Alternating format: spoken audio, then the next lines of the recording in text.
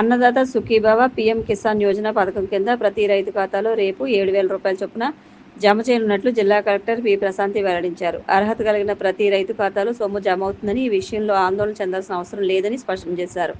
అన్నదాత సుఖీభవకు సంబంధించిన సమాచారం కోసం వాట్సాప్ గవర్నెన్స్ కాల్ సెంటర్ లేదా రైతు సేవా కేంద్రాలను సంప్రదించాలని సూచించారు. ఈ నిధులు సకాలంలో అందేందుకు రైతుల బ్యాంకు ఖాతాలు నేషనల్ పేమెంట్స్ కార్పొరేషన్ ఆఫ్ ఇండియాతో అనుసంధానమై ఉండటం తప్పనిసరి అని, అయితే జిల్లాలో 1,434 అనుసంధానం కాలేదు, మరో 1,072 ఖాతాలు అనుసంధానమైన అచేతన స్థితిలో ఉన్నాయని జిల్లా కలెక్టర్ పేర్కొన్నారు. కనుక రైతులు ఈకేవైసీ చేసుకోవాలని కోరారు. పరిశ్రమల్లో సున్నా ప్రమాదాల నమోదు, కార్మికుల ఆరోగ్యం సంక్షేమమే తమ లక్ష్యమని కార్మిక శాఖ మంత్రి వాసంశెట్టి సుభాష్ స్పష్టం చేశారు. రాజమహేంద్రవరం శ్రీరామ్ నగర్లోని ఈఎస్ఐ ఆసుపత్రిలో యూనియన్ బ్యాంక్ కార్పొరేట్ సామాజిక బాధ్యత కింద అందజేసిన 42 లక్షల రూపాయల విలువైన అత్యాధునిక సౌకర్యాలు కలిగిన అంబులెన్స్ను మంత్రి జెండా ఊపి ప్రారంభించారు.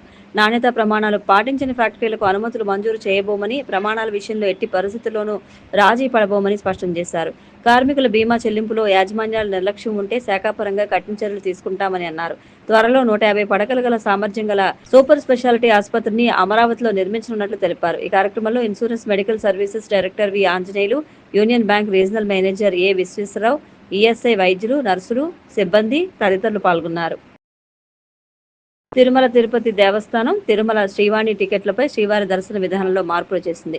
శ్రీవాణి టికెట్పై శ్రీవారి దర్శనానికి 3 రోజుల సమయం పట్టేది. ఈ రోజు నుంచి టికెట్ పొందిన రోజే దర్శనం చేసుకునేలా చర్యలు తీసుకుంది. ప్రారంభంలో తిరుమల, తిరుపతి విమానాశ్రయంలో ఆఫ్లైన్ కోటా కింద టికెట్లు కోరుకునే భక్తులకు ఈ కొత్త వ్యవస్థ వర్తిస్తుంది. తిరుమలలోని ప్రస్తుత బుకింగ్ కౌంటర్లలో టీటీడీ దాదాపు 800 టికెట్లను, విమానాశ్రయంలో 200 టికెట్లను అందిస్తుంది. ఆగస్టు 1 నుంచి ఆగస్టు 15వ తేదీ వరకు 2 వారాల పాటు ఈ విధానాన్ని ప్రయోగాత్మకంగా అమలు చేయాలని నిర్ణయించారు. రాజానగరం నియోజకవర్గంలో మృతి చెందిన భర్త స్థానంలో భార్యకు కొత్తగా మంజూరైన వితంతు పెన్షన్లను జనసేన పార్టీ నాసేన కోసం నా వంతు సేవా కోఆర్డినేటర్ బత్తుల వెంకటలక్ష్మి ఈ రోజు అందజేశారు. సీతానగరం మండలం ఉండేశ్వరపురం, కోరకొండ మండలం బుచ్చంపేట గ్రామాల్లో లాలా చెరువు హౌసింగ్ బోర్డు కాలనీలోని లబ్ధిదారులకు స్వయంగా ఇంటికి వెళ్లి పెన్షన్లు అందజేశారు. ఈ కార్యక్రమంలో తెలుగుదేశం, జనసేన, బీజేపీ నాయకులు, కార్యకర్తలు, సచివాలయ ఉద్యోగులు పాల్గొన్నారు. మద్యం కేసులో రాజమహేంద్రవరం సెంట్రల్ జైల్లో రిమాండ్లో ఉన్న YCP MP Mithun Reddy remand గడువు ముగియడంతో ఈ ఉదయం ఏసీబీ కోర్టులో హాజరుపరిచేందుకు విజయవాడకు తరలించారు. రాజమహేంద్రవరం నుంచి రోడ్డు మార్గం ద్వారా మిథున్ రెడ్డిని విజయవాడకు తరలించారు. విచారణ సందర్భంగా ఆయనకు రిమాండ్ పొడిగిస్తారా, బెయిల్ లభిస్తుందా అన్నది ఆసక్తికరంగా మారింది. గత నెల 20వ తేదీ నుంచి మిథున్ రెడ్డి రాజమహేంద్రవరం సెంట్రల్ జైల్లో ఉంటున్నారు. భారత్ సహా 70 దేశాలపై అదనపు సుంకాలను విధిస్తూ అమెరికా అధ్యక్షుడు డొనాల్డ్ ట్రంప్ ఉత్తర్వులు ఈ రోజు నుంచి అమల్లోకి రానున్నాయి. భారత్పై ట్రంప్ 25% టారిఫ్ విధించడం ఆందోళన రేకెత్తిస్తోంది. ఆగస్టు 7లోపు వాణిజ్య నౌకల్లోకి చేర్చిన వస్తువులు అక్టోబర్ 5లోపు అమెరికాకు చేరితే కొత్త సుంకాల నుంచి మినహాయింపు ఉంటుంది. ఆ తర్వాత దిగుమతి అయ్యే వస్తువులపై కొత్త సుంకాలు అమలవుతాయని అమెరికా ప్రకటించింది. అయితే భారత్, రష్యా మధ్య వాణిజ్య ఒప్పందాలను ప్రస్తావిస్తూ ట్రంప్ భారత్, రష్యా దేశాలు రెండూ మృత ఆర్థిక వ్యవస్థలేనని వ్యాఖ్యానించడం పట్ల తీవ్ర విమర్శలు వ్యక్తమవుతున్నాయి.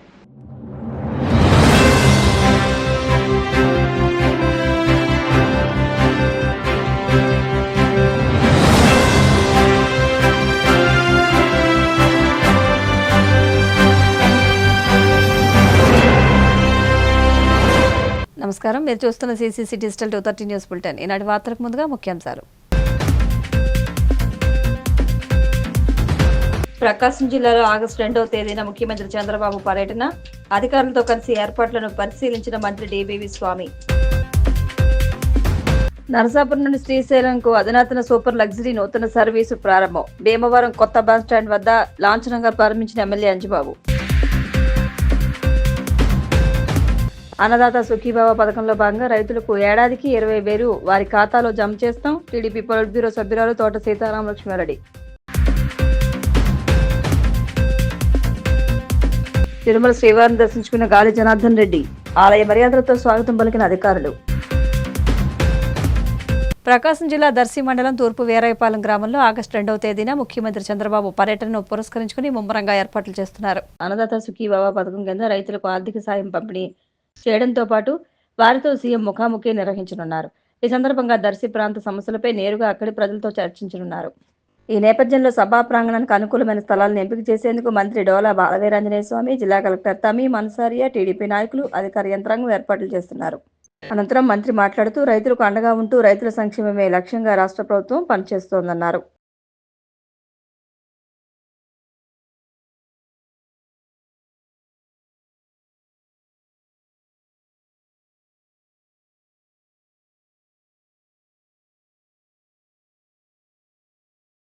రేపు 2వ తేదీన మన ప్రీతం ముఖ్యమంత్రి శ్రీ నారా చంద్రబాబు నాయుడు గారు దర్శి నియోజకవర్గం వీరాయపాలెం గ్రామానికి అన్నదాత సుఖీభావ కార్యక్రమం ప్రారంభోత్సవానికి రావడం జరుగుతుంది. ప్రభుత్వం మేము ఏదైతే చెప్పామో సూపర్ 6 హామీల్లో చెప్పినవన్నీ అమలుపరుస్తున్నాం. కేంద్రం ఇచ్చేటువంటి నిధులకు తోడు అదనంగా 14,000 కలిపి 20,000 రూపాయలు అన్నదాత సుఖీభావ రైతులందరికీ ఇస్తామని చెప్పడం జరిగింది. అందులో మొదటి విడతలో భాగంగా కేంద్రం ఇచ్చే 2,000, రాష్ట్ర ప్రభుత్వం 5,000 కలిపి 7,000 రూపాయలు 2వ తేదీ ఇక్కడ మనకి ముఖ్యమంత్రి గారు లాంఛనంగా అకౌంట్స్లోకి ట్రాన్స్ఫర్ చేసే విధంగా కార్యక్రమం తీసుకుంటున్నారు. రైతు కష్టాల్లో ఉన్న ఎప్పుడు కూడా మా ప్రభుత్వం అండగా ఉంది. కేంద్రంలో ఉన్నటువంటి బీజేపీ ప్రభుత్వం ఇచ్చేటువంటి దాని తోడు రాష్ట్ర ప్రభుత్వం ఇస్తున్నాం. అదేవిధంగా పవన్ కళ్యాణ్ గారు సహకారంతో ఈ ఎన్డీఏ ప్రభుత్వం మేము ముందుకెళ్తా ఉన్నాం. రైతులు కష్టాల్లో ఉన్నప్పుడు మొన్ననే ఈ ప్రాంతంలో ఇందాకే చెప్తున్నారు, బర్లీ రైతులు కష్టాల్లో ఉన్నప్పుడు రాష్ట్ర ప్రభుత్వం నేరుగా కొనుగోలు చేసి ఆదుకున్నాం. ఎప్పుడు లేని విధంగా ఎర్లీగా కాలువలకు నీళ్లు కూడా మా ప్రభుత్వం ఇవ్వడం జరిగింది. ప్రతి రైతు కూడా 2 పంటలు ఉండాలనేది, అదేవిధంగా రైతు కళ్ళల్లో సంతోషం ఉండాలనేది, మద్దతు ధర ఇప్పుడు ఆయిల్ పామ్ కష్టాలు ఉన్నప్పుడు ఆదుకున్నాం మొన్న. అదేవిధంగా టొబాకోని ఆదుకోవడం జరిగింది. రైతులు ఎక్కడున్నా కానీ ధాన్యానికి గోదావరి జిల్లాలో ప్రభుత్వం కొనుగోలు చేసి 24 గంటల్లోనే వాళ్ళ అకౌంట్లో జమ చేయడం కూడా జరిగింది నిధుల్ని. ఈ విధంగా రైతుల కోసం ఉన్నాం. ఎక్కడ సంక్షేమం వచ్చినా ముందుకెళ్తున్నాం. కొత్తగా రైతుల కోసం మనం పట్టాదారు పాస్ పుస్తకాలు గత ముఖ్యమంత్రి తన ఫోటోలతో వేసుకుంటే రాజముద్రతో వాళ్ళ హక్కులతో పట్టాదారు పాస్ పుస్తకాలు కూడా ఈ నెలలోనే మేము పంపిణీ చేయబోతున్నాం. ఈరోజు అన్నదాత సుఖీభావతో పాటు మనకి ఉచిత బస్సు కూడా ఆగస్టు నెలలో ప్రారంభించబోతున్నాం. ఆగస్టు నెలలోనే రైతులకు పట్టాదారు పాస్ పుస్తకాలు పంపిణీ చేయబోతాం. ఇందాకే చూసాం, గత ముఖ్యమంత్రి పేర్ల నుండి రాళ్ళను కూడా ఈ గ్రామంలో చూడడం జరిగింది. అంటే వాళ్ళకి ఈ పనులనే తప్పితే రైతుల సంక్షేమం వాళ్ళకి పట్టలేదనే విషయాన్ని మీకు తెలియజేసుకుంటూ ముఖ్యమంత్రి గారు ఇచ్చే కార్యక్రమాన్ని విజయవంతం చేయాలని కోరుకుంటా ఉన్నాం. అద్భుతంగా ఫలితాలు వస్తున్నాయి, మంచిగా రాణిస్తున్నారు. వాళ్ళకి మెరుగైనటువంటి శిక్షణలు ఇస్తామంటే వైకాపా మోకలు ఈరోజు తిరువూరులోను, అదేవిధంగా విశాఖపట్నంలోను కృష్ణాపురం స్కూల్లో బలవంతంగా లోపల పోయి కండవలు వేసుకొని పాలు దొర్లించటము, వీరంగాలు దొక్కారు. చదువుకునే పిల్లలకు నేర్పాలిదా? మీరు ఎట్లాగా రౌడీ బతుకులు బతుకుతున్నారు.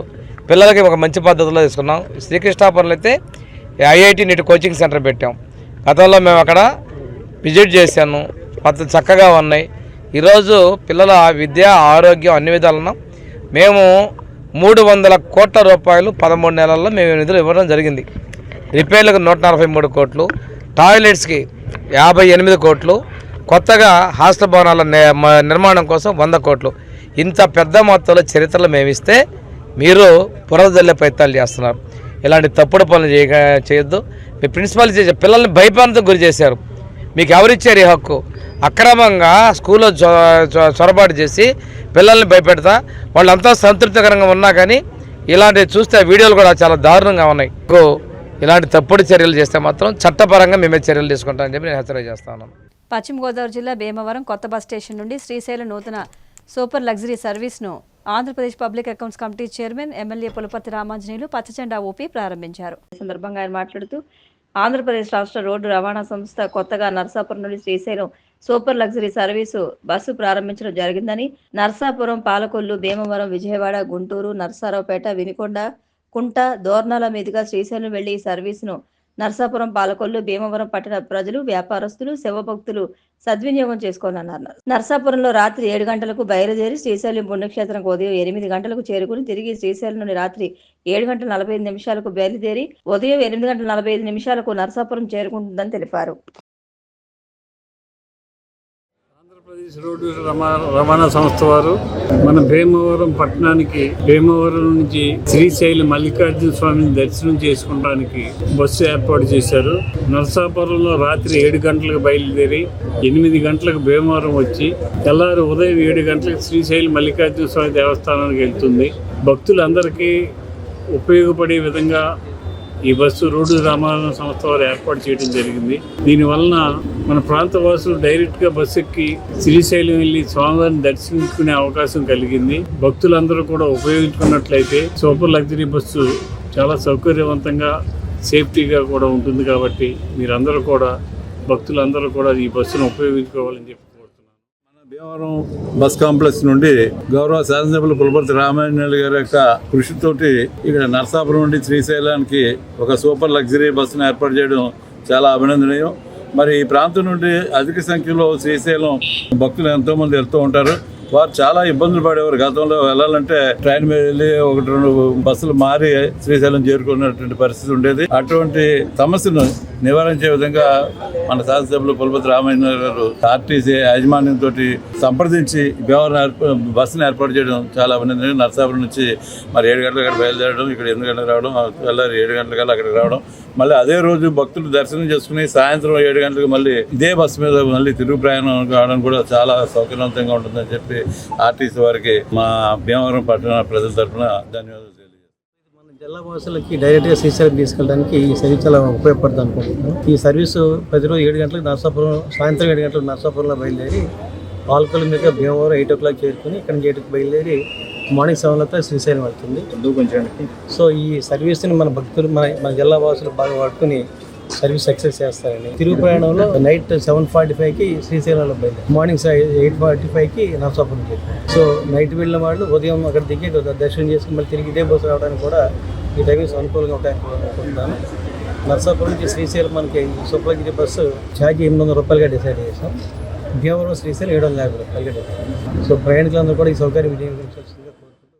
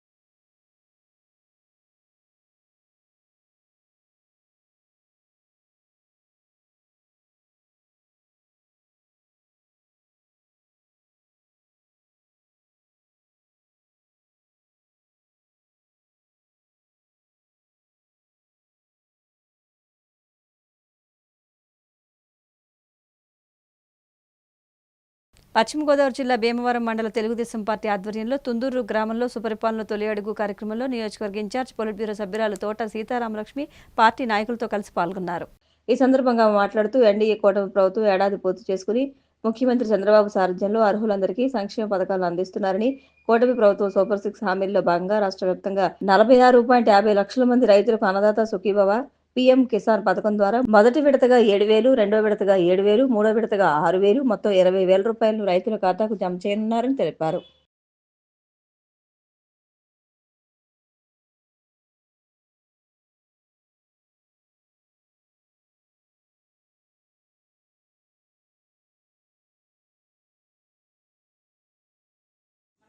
మన జాతీయ అధ్యక్షులు నారా చంద్రబాబు నాయుడు గారు ఒక కార్యక్రమం ఇవ్వడం జరిగింది. సుపరిపాలన తొలి అడుగు అని మీ కూటమి నాయకులతో కలిసి గడప గడపకి వెళ్ళి ప్రతి మహిళలని కూడా అడిగి ఏదైతే ఎలక్షన్ హామీలు ఇచ్చారో అవన్నీ కూడా పెన్షన్ కావచ్చు, గ్యాస్ కావచ్చు, తల్లికి వందనం కావచ్చు, బుద్ధిపడి ఆగస్టులో మనం ప్రారంభించే బస్సు కార్యక్రమం కావచ్చు, ప్రతిదీ కూడా అడిగి తెలుసుకుని వాళ్ళకి మన పరిపాలన ఎలా ఉంది, మనం ఏం చేయాలని ఒక కార్యక్రమం ఇవ్వడం జరిగింది. ఈ రోజుతో 4 రోజులు పూర్తి చేస్తుంది. అదే విధంగా ఈ రోజు మన తుందూరు గ్రామంలో ఏదైతే భీమవరం రూరల్ ఉందో తుందూరు గ్రామంలో ఇప్పుడే మన కంజింది రామచంద్రరావు గారు చెప్పడం జరిగింది. చిన్నగారువు, పెద్దగారువు, వెంప అలాగే 4-5 గ్రామాలు అనుకుని తుందూరు కూడా ఉంది. ప్రతి గ్రామంలో కూడా ప్రతి గడప గడపకి వెళ్ళి ప్రతి మహిళని కూడా ఇక్కడ ఉన్న నాయకులు ప్రతి ఒక్కరు కూడా మమేకమై ఈ కార్యక్రమం చేయడం ఈ రోజు చాలా సంతోషం. 3 బూతులు ఉన్నాయి. ఇక్కడ cluster incharge secretary ex secretary ఉద్యోగ గారు కూడా ఇక్కడే ఉన్నారు. దాదాపుగా నిన్న మొన్న కూడా చాలా చక్కగా ఇక్కడ నాయకులందరూ కూడా ప్రతి గడప గడపకి వెళ్ళి ఈ కార్యక్రమం చేయడం జరిగింది. ఆఖరి రోజు కాబట్టి మేమందరం కూడా ఇక్కడ నాయకులు కూడా చాలా మంది వచ్చారు. అందరూ కూడా ఈ రోజు ప్రతి మహిళని కూడా అడిగి మన పరిపాలన ఎలా ఉంది, చంద్రబాబు నాయుడు గారు ఆలోచన విధానం ఈ రోజు ప్రతి ఇంటింటికి వెళ్ళాలనేది, ఇక్కడ అభివృద్ధి కానీ సంక్షేమం కానీ ఎలా జరుగుతున్నాయనేది మనం తెలుసుకోవాలని మన ప్రతి ఇంటింటికి ఎంతో జరుగుతుంది. ముఖ్యంగా ఈ కార్యక్రమం ఉద్దేశం కూడా మనందరం తెలుసు. సంవత్సర కాలం పైన అయిపోయింది మన అధికారంలోకి వచ్చి తెలుగుదేశం పార్టీ కూటమి ప్రభుత్వం. ఇప్పుడు జనసేన ఒకప్పుడైతే అమ్మో తుందులో జనసేన ఉంది, మనం ఎవ్వరూ వెళ్ళలేము అనే రోజుల్లో కూడా కాశీగారి కాడ కూర్చుని కార్యక్రమాలు చేసిన రోజులు ఉన్నాయి. కానీ ఇప్పుడు చూడండి అదృష్టం, అలాగే జనసేన బీజేపీ తెలుగుదేశం కలిసి కూటమి ప్రభుత్వంగా అధికారంలో రావడం జరిగింది. ఈ కార్యక్రమాలు చేయడం జరుగుతుంది. ప్రతి ఒక్కటి కూడా మేమైపోయి నేను ఎప్పుడే కోరుతున్నాను, గ్రామాల్లో ఎటువంటి విభేదాలు లేకుండా ఏదైనా పదవి కావచ్చు, ఒక కార్యక్రమం కావచ్చు, ఏదైనా సరే మనందరం కలిసి పనిచేసినప్పుడే చంద్రబాబు నాయుడు గారు కానీ, లోకేష్ గారు కానీ, పవన్ కళ్యాణ్ గారు కానీ, అలా కేంద్రంలో నరేంద్ర మోడీ గారు కానీ ఈ రోజున ప్రజలకి రాష్ట్రం కోసం దేశం కోసం ఆ నాయకులు ఎంత కష్టపడుతున్నారో మనందరికీ తెలుసు. మనము కూడా ఎంతో కొంత కొంత టైం పార్టీకి పెట్టి పార్టీ కార్యక్రమాలు చేసి మన పార్టీని బలోపేతం చేసుకోవాలి. అదేవిధంగా సంక్షేమ కార్యక్రమాలు అలాగే అభివృద్ధి కార్యక్రమాలు కూడా ఈ రోజున రోడ్డు చెప్తున్నారు, కాశీ గారే చెప్తున్నారు. తెలుగుదేశం పార్టీ టైంలో సిమెంట్ రోడ్లు పడ్డాయి అని మేము చాలా చోట్ల వార్డులకు వెళ్తున్నప్పుడు అందరూ చెప్తున్నారు అన్నీ అందుతున్నాయి. ఎందుకంటే ఇవన్నీ కూడా చంద్రబాబు నాయుడు గారు ఈరోజు ప్రతి పేద ఇంటికి కూడా ఈ అన్ని సుపరిపాలన అందాలి అని ఒక ఆలోచనతో పట్టుదలతో ఈ కార్యక్రమం చేపట్టడం జరిగింది. రాష్ట్రంలో కావచ్చు, మన నియోజకవర్గంలో కావచ్చు, ముఖ్యంగా రూరల్ మండలంలో కావచ్చు, టౌన్ 39 వార్డులు కావచ్చు, 23 గ్రామాలు వీరవాసులు వచ్చినప్పటికే 25 అనుకుంటా. అన్ని గ్రామాల్లో కూడా ప్రతి ఒక్క కార్యకర్త అక్కడ గ్రామ ప్రెసిడెంట్ కావచ్చు, అక్కడ ఇచ్చిన మండల ప్రెసిడెంట్లు కావచ్చు, ప్రతి ఒక్కరు మమేకమై ఈ కార్యక్రమం చేయటం చాలా చాలా సంతోషం. ఎందుకంటే ఒక ఎంకరేజ్మెంట్ చాలా అవసరం. ఒక వ్యక్తి పనిచేసినప్పుడు మనం వాళ్ళకి నువ్వు పనిచేసావు చాలా బాగుందని చెప్పినప్పుడు మళ్ళీ వాళ్ళని ముందుకెళ్ళి పనిచేయగలుగుతారు. ఎవరైనా ఒక్కసారి అది ఆలోచించండి, మన పార్టీ బాగుంది, రాబో కాలంలో అన్ని మనం నివృత్తమం, కూటమి ప్రభుత్వం మళ్ళీ ముందుకు వెళ్తుంది, మన రాష్ట్రం బాగుంటుంది, మన గ్రామాలు బాగుంటాయి అని ప్రతి ఒక్కరు ఆలోచన చేయండి. తెలుగుదేశం పార్టీ జాతీయ అధ్యక్షులు మన రాష్ట్ర ముఖ్యమంత్రి నారా చంద్రబాబు నాయుడు గారు, జాతీయ ప్రధాన కార్యదర్శి లోకేష్ బాబు గారు, రాష్ట్ర అధ్యక్షులు పల్లా శ్రీనివాస్ గారి ఆధ్వర్యంలో సుపరిపాలన తొలి అడుగునే కార్యక్రమాన్ని ప్రతి నియోజకవర్గంలో కూడా ప్రతి ఇంటికి వెళ్లి సంక్షేమం అభివృద్ధి ఇప్పుడు అడుగు చేసిన కార్యక్రమంలో వివరించడం జరుగుతుంది. భీమవరం ప్రత్యేకించి భీమవరం నియోజకవర్గంలో సీతారామలక్ష్మి గారు ఇన్ఛార్జ్ ఆధ్వర్యంలో ఈ 48 గ్రామాలు 39 వార్డుల్లో కూడా అందరు కార్యకర్తలు నాయకులు అందరూ కూడా కలుపుకుని ఒక టీమ్ గా ఈ కార్యక్రమం చేస్తున్నాం. రాబోయే స్థానిక సంస్థల ఎన్నికల్లో అందరికీ కూడా మనం ఉత్తమంగా మన తెలుగుదేశం పార్టీ వారికి ఎక్కువ సీట్లు దక్కే విధంగా ఎంపీపీలు, జడ్పీటీసీలు, మున్సిపాలిటీ అంతా కూడా గెలిచే విధంగా ఈ కార్యక్రమాన్ని ప్రతి ఇంటికి తీసుకెళ్లి మన కార్యకర్తల్ని, నాయకుల్ని, అందరిని, ప్రజల్ని సమేతపరిచి ఈ కార్యక్రమం ముందుకు తీసుకెళ్తాం. పరిపాలన తొలి అడుగు సందర్భంగా తుందూరు గ్రామం అంటే భీమవరం మండలం ఈశాన్యం ప్లేస్ లో ఉంది.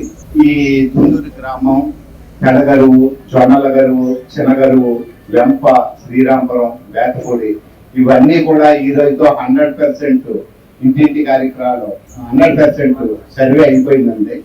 ఈ శుభ సందర్భంగా ఆఖరి రోజు మన ఇన్ఛార్జి గారు అయిన తోట సీతారామలక్ష్మి గారు, మన కోల నాగేశ్వరరావు గారు, అలాగే మండల నాయకులు అందరూ కూడా ఇక్కడికి వచ్చారు. శుభ సందర్భంగా అందరికి దిగువ ప్రాంతానికి వచ్చే అందరికి నాయకులందరికీ కూడా అభినందనలు తెలుపుకుంటున్నాం.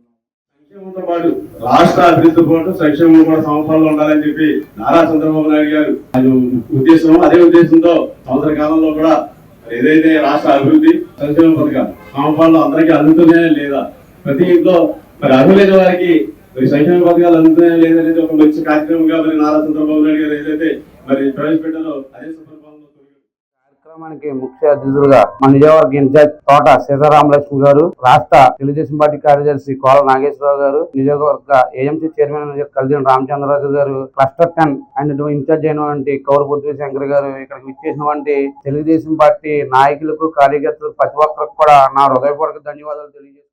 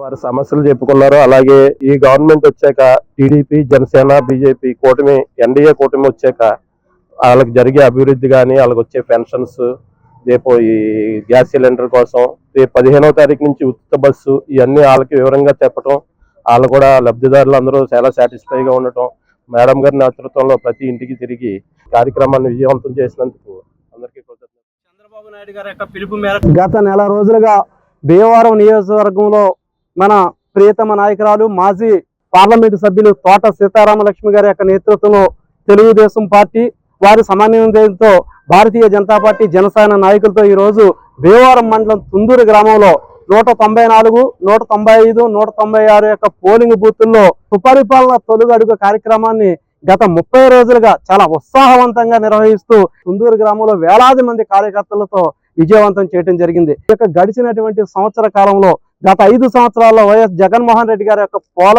పాలనను బేజీరు వేసుకుని వారు చేసినటువంటి అరాచకాలను, అకృత్యాలను, వారు చేసినటువంటి దౌర్జన్యాలు, దోపిడీలను కూడా ఈ సందర్భంగా జ్ఞప్తికి తీసుకొచ్చి వారు మంచి పరిపాలన అందిస్తున్నారనేటువంటి అభినందనలు ప్రజలు సంతోషాన్ని వెలిబుచ్చడం జరిగింది. పార్లమెంట్ సమావేశాల వేదికగా దేశవ్యాప్తంగా ఐటీ ఉద్యోగులు ఎదుర్కొంటున్న సమస్యలపై కాకినాడ ఎంపీ ఉదయ్ శ్రీనివాస్ తనదైన శైలిలో గళమెత్తారు. ఇన్ఫర్మేషనల్ టెక్నాలజీని అభివృద్ధి చేస్తూ లక్ష్యంతో దేశవ్యాప్తంగా ఆయా రాష్ట్ర ప్రభుత్వాలు ఏర్పాటు చేస్తున్న ప్రత్యేక ఆర్థిక మండళ్లలో ఐటీ ఉద్యోగులకు ప్రత్యేకంగా నివాస గృహాల కోసం స్థలాలు కేటాయించేలా చర్యలు తీసుకోవాలని లోక్సభ 0 అవర్లో ఎంపీ ఉదయ్ శ్రీనివాస్ కోరారు. దేశవ్యాప్తంగా 351 ప్రత్యేక ఆర్థిక మండళ్లలో 226 ఐటీఈఎస్ కంపెనీలకు కేటాయించగా బెంగళూరు, హైదరాబాద్, గురుగ్రామ్, పూణే, చెన్నై వంటి నగరాల్లో ఐటీ రంగం వేగంగా అభివృద్ధి చెందుతుందన్నారు. అయితే ఈ క్లస్టర్లలో పనిచేసే లక్షలాది యువకులకు ప్రధానంగా నివాస సమస్య ఎదురవుతుందన్నారు. కేంద్రం దీనిపై దృష్టి సారించి ఐటీఈఎస్ సెజ్లలో లేదా సమీపంలో నివాస గృహాల నిర్మాణానికి స్పష్టమైన జాతీయ మార్గదర్శకాలు జారీ చేయాలని తెలిపారు. Speaker, India today stands as undisputed leader in global IT exports. From about 23 billion in 2005, export has grown 200 billion in 2025. It directly employs 50 lakh Indians, support millions in ancillary services. A significant part of this success is rooted in special economic zones. Out of 351 economic zones, nearly 226 are IT and IT-enabled services. Cities like Bengaluru, Hyderabad, Gurgaon, Pune and Chennai owe much of their global stature through these thriving IT clusters. Yet we have built the world-class office spaces in IT SEZs. We have left behind the very poor people who power them. Across India's tech corridor, lakhs of young professionals, many of them first-generation white-collar workers, migrate in search of opportunity. But what they encounter is harsh reality, sky-high housing costs, long hours commute, and daily struggles to balance work and life. In Bangalore, example, near IT corridors, 40 to 60% of an average tech worker's salary. In Gurgaon and Pune, 1.5 to 2 hours daily commutes. For women professionals, these challenges are not just about convenience. They raise safety, equity, and workforce retention concerns. Sir, SEZ Acts permits residential and social infrastructure in non-processing areas, yet there is no additional clarity, consistency, or urgency in implementation. As a result, developers remain hesitant and state approvals are patchy. Sir, from China, Shenzhen, a small fishing village has transformed into 400 billion tech company, means tech economy through integrated SEZ plannings. A gift city in Gujarat demonstrates the integrated living and workspaces lead to higher productivity, better retention, and improved quality of life. I ask the Government of India and Ministry of Commerce to issue a clear national guidelines to enable residential housing within the adjacent IT SEZs. Uniform approval, timeline, sustainability standards, and affordability norms. This is not merely a weak policy tweak, it is a structural reform that will ease urban congestions and lower carbon emissions through walk-to-work models, improves retention and safety, especially for women, strengthens India's competitiveness in attracting global investment and talent.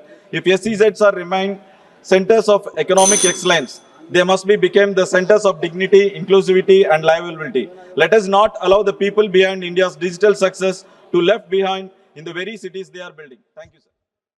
Tirumala Shri Venkateswara స్వామివారిని గాలి జనార్దన్ రెడ్డి ఆయన తనయుడు నటుడు కిరీటీలు దర్శించుకున్నారు. VIP విరామ సమయంలో స్వామివారి సేవలో పాల్గొని మొక్కులు చెల్లించుకున్నారు. దర్శనానంతరం వీరికి రంగనాయక మండపంలో వేద పండితులు వేద ఆశీర్వచనం అందించగా ఆలయ అధికారులు స్వామివారి తీర్థప్రసాదాలు అందజేసి పట్టువస్త్రంతో సత్కరించారు.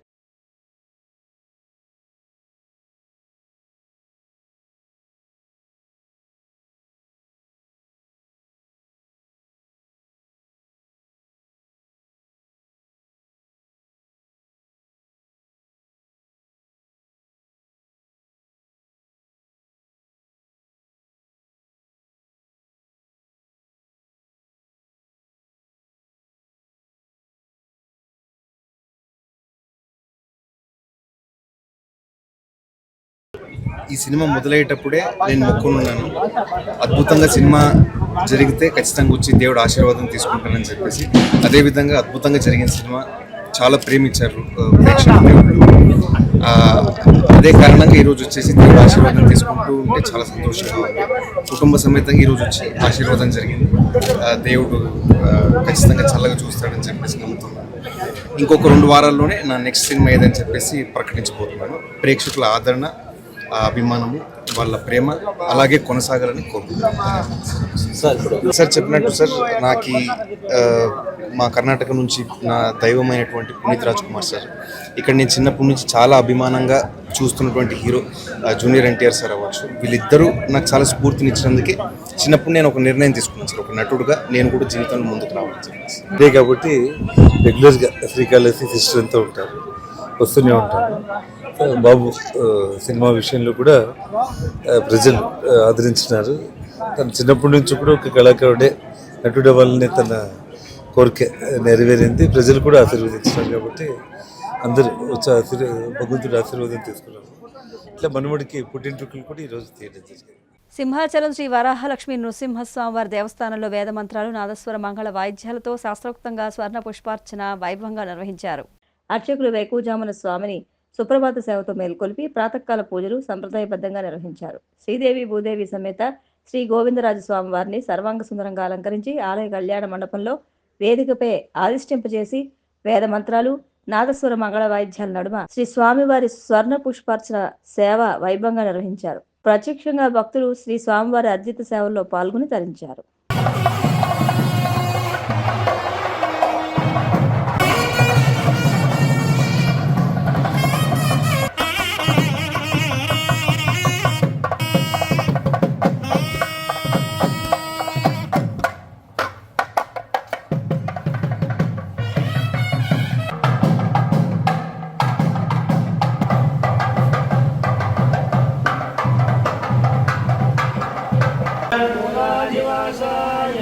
ఓం ధర్మవాసాయ నమః ఓం ధర్మిణే నమః ఓం ధనంజయాయ నమః ఓం ధన్యాయ నమః ఓం మృత్యుంజయాయ నమః ఓం శుభంజయాయ నమః ఓం శూద్రాయ నమః.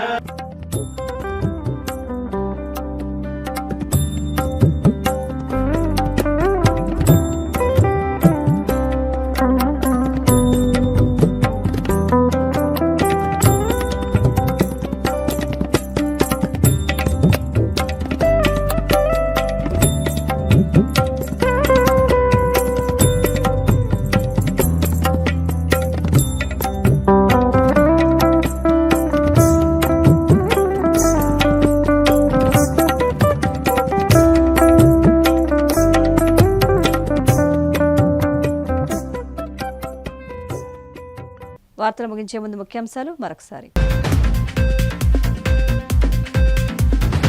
ప్రకాశం జిల్లాలో ఆగస్టు 2వ తేదీన ముఖ్యమంత్రి చంద్రబాబు పర్యటన, అధికారులతో కలిసి ఏర్పాట్లను పరిశీలించిన మంత్రి డిబివి స్వామి. నరసాపురం నుండి శ్రీశైలంకు అధునాతన సూపర్ లగ్జరీ నూతన సర్వీసు ప్రారంభం. భీమవరం కొత్త బస్ స్టాండ్ వద్ద లాంఛనంగా ప్రారంభించిన ఎమ్మెల్యే అంజుబాబు. అన్నదాత సుఖీభావ పథకంలో భాగంగా రైతులకు ఏడాదికి 20,000 వారి ఖాతాలో జమ చేస్తాం. టీడీపీ పొలిట్ బ్యూరో సభ్యురాలు తోట సీతారాం లక్ష్మారెడ్డి. తిరుమల శ్రీవారిని దర్శించుకున్న గాలి జనార్దన్ రెడ్డి. ఆలయ మర్యాదలతో స్వాగతం పలికిన అధికారులు. సిసిసి డిజిటల్ 230 న్యూస్ బులెటిన్ ఇంతటితో సమాప్తం. నమస్కారం.